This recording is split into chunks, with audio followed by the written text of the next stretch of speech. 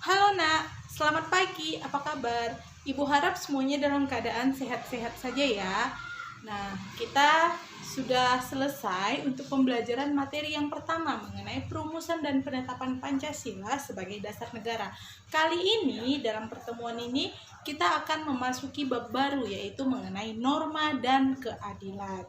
Di bab 1, kita juga ada membahas mengenai semangat dan juga komitmen para pendiri negara dalam merumuskan dasar negara.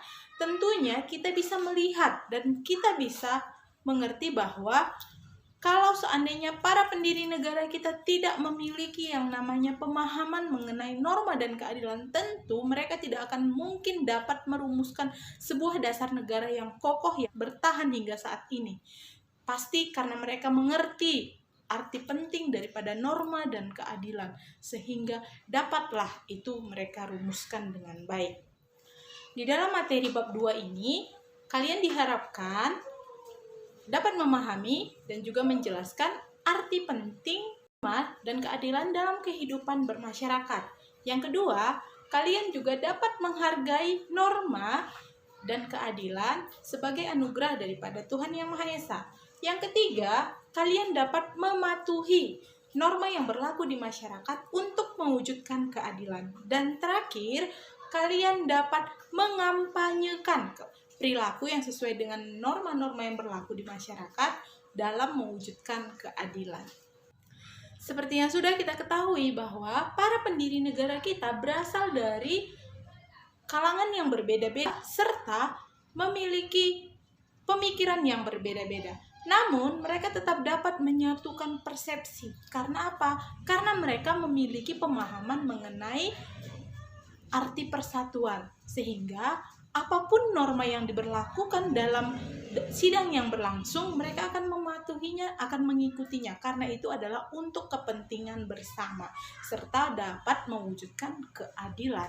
Maka dari itu, pada bab 2 ini kita akan membahas tuntas mengenai norma dan keadilan. Untuk kali ini kita memfokuskan pada norma dalam kehidupan bermasyarakat. Karena ada pepatah yang mengatakan, di mana bumi dipijak, di situ langit dijunjung. Kenapa seperti itu? Ya, peribahasa itu sangat cocok dengan materi kita kali ini. Di setiap tempat memiliki peraturan yang berbeda. Contoh, di lingkungan tempat tinggal kamu dengan di lingkungan tempat tinggal saya itu pasti berbeda sekali.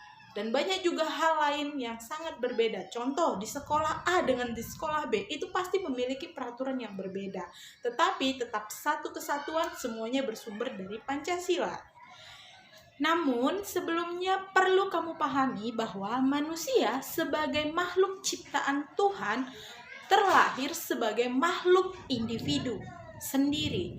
Nah, namun sesuai dengan perkembangannya, kodratnya bergeser menjadi manusia itu sebagai makhluk sosial. Mengapa demikian? Tahukah kamu apa alasannya?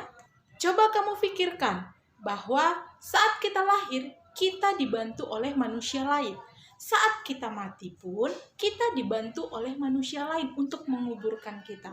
Nah, dari situlah maka tercetus yang namanya manusia itu adalah makhluk sosial. Selain dia sebagai makhluk individu, dia juga sebagai makhluk sosial. Seorang tokoh filsuf dari Yunani bernama Aristoteles mengatakan bahwa John Politikon atau manusia adalah makhluk yang bermasyarakat. Jadi berdasarkan penjelasan yang tadi sudah Ibu sampaikan bahwa kita membutuhkan bantuan orang lain saat kita lahir dan saat bahkan kita mati. Kita sangat perlu orang lain untuk membantu kita. Terlepas dari kodrat manusia yaitu sebagai makhluk individu dan juga makhluk sosial, dalam kehidupan masyarakat kita akan menjumpai berbagai jenis sifat, karakter, keinginan, selera, dan juga kepentingan-kepentingan masyarakat yang berbeda-beda. Walau kadang kita akan menemukan juga kepentingan serta keinginan selera watak manusia itu sama. Nah, kalau sama itu tidak akan ada masalah. Bahkan dengan kerjasama yang baik, mereka dapat mewujudkan keinginan atau rencana mereka dengan cepat atau dengan mudah. Tapi lain halnya, lain juga ceritanya kalau seandainya kepentingan, keinginan, selera, watak, dan juga apa yang ada dalam diri manusia tersebut berbeda dengan manusia lainnya. Nah, itu dapat mengakibatkan gangguan hubungan antara manusia yang satu dengan manusia yang lain. Dan kalau itu dibiarkan semakin lama, dapat mengakibatkan yang namanya benturan kepentingan, sehingga dapat menimbulkan yang namanya ketidaktentraman, keresahan, ketidakamanan di dalam masyarakat itu sendiri.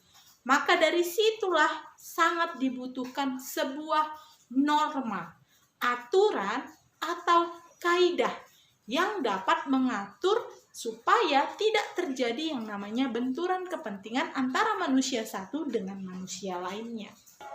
Kesimpulannya, norma adalah sebuah pedoman ketentuan yang bernilai di masyarakat, yang mengikat dan ditaati oleh individu di masyarakat dalam hal perilaku.